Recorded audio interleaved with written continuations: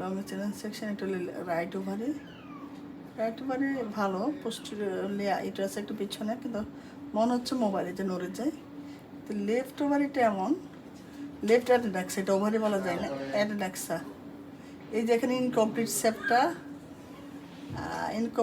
আমার মনে হচ্ছে এটা হাইড্রোসালফিক্স। আগে একবার অপারেশন হয়েছে না এখানে এই পাশে একবার লেফট ওভারিতে তার একটা সার্জারি হয়েছে। কত সালে হয়েছে?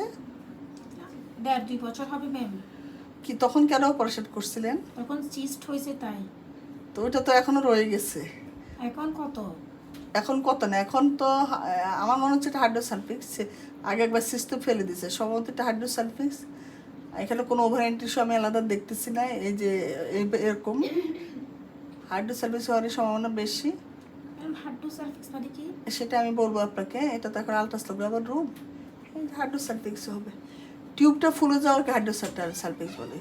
টিউবে পানি জমে, যখন টিউবের অবস্ট্রাকশন হলে মাথাটা ফুলে গেলে তখন এটা হাইড্রোসালফিক্স। এই যেরকম পেঁচাই আছে টিউবটা, এখান থেকে শুরু করে এরকম করে এই পর্যন্ত, এটা বেশ বড় একটা হাইড্রোসালফিক্স হওয়ার কথা।